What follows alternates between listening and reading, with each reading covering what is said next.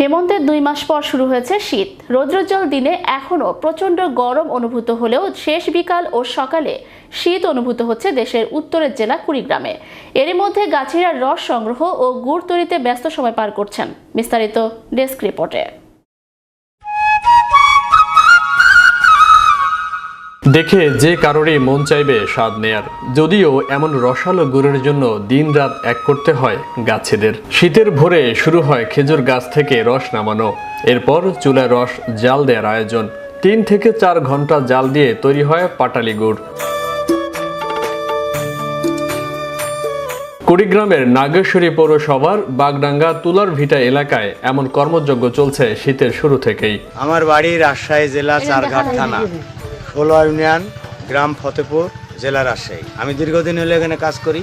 এখানে গাছ ছিল মেলা, এখন কমে গেছে গাছ। কমাতে গুড়ের চাহিদা আমি পূরণ করতে পারি না। ভেজাল করলে চাহিদা পূরণ করতে পারি, ভেজাল না করলে চাহিদা পূরণ করতে পারি না।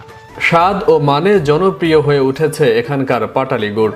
বাজারের চেয়ে দাম বেশি হলেও সাধারণ গুড়ের থেকে এই গুড়ের চাহিদা বেশি। খেজুর গাছ থেকে রস আমরা দেখতেছি, পাড়তেছে, পাড়ে আবার রস তৈরি ঢালতেছে, ঢাললে গরম করতেছে, আবার গুড় তৈরি করতেছে, ওখান থেকে আবার বিক্রি করতেছে।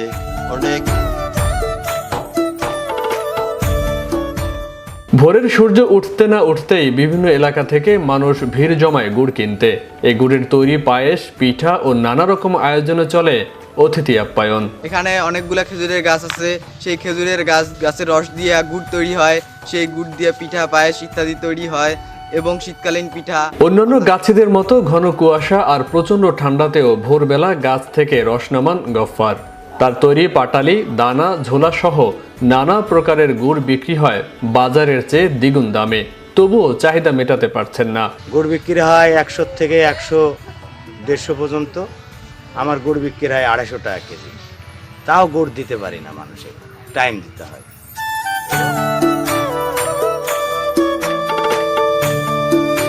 গাছি আব্দুল গফফার অন্যান্য বছরের মতো এবারও রাজশাহীর বাগা উপজেলা থেকে নাগেশ্বরীর বাগডাঙ্গা এসেছেন শীত মৌসুমে গুড় তৈরি ও বিক্রি করতে। গুড় বিক্রি করে তার মাসিক আয় এখন 20 থেকে 25 হাজার টাকা। রাজশাহী বাঘা চারঘাট থেকে লোক আসে এখানে প্রতি বছর গাছ কাটে। তাদের 2 জন লোকের জীবিকা নির্বাহ হয় 6 মাস এবং আরো অনেক সঞ্চয় করে নিয়েও যায়। কৃষি বিভাগ বলছে পাটালি গুড়ের গুণগত মান ভালো হওয়ায় বেশ জনপ্রিয়।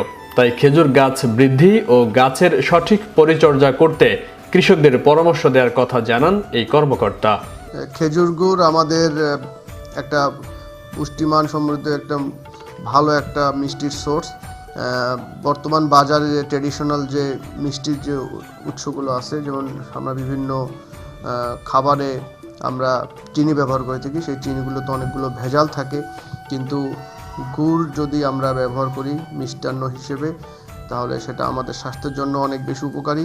বিশেষ করে খেজুর গুড় অনেকটা সুস্বাদু এবং এর পুষ্টিগুণ সমৃদ্ধ। ধীরে ধীরে আমাদের এখানে খেজুরের উৎপাদন বৃদ্ধি পাচ্ছে।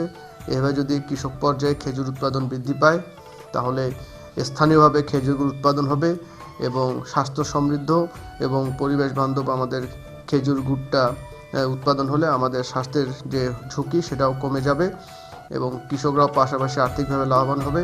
খেজুর গাছ উৎপাদনের ক্ষেত্রে আমাদের মাঠ পর্যায়ের উপসর্গের কৃষি কর্মকর্তা তথা কৃষি বিভাগ সর্বদা কৃষকের পাশে থেকে সেবা দিয়ে যাচ্ছে।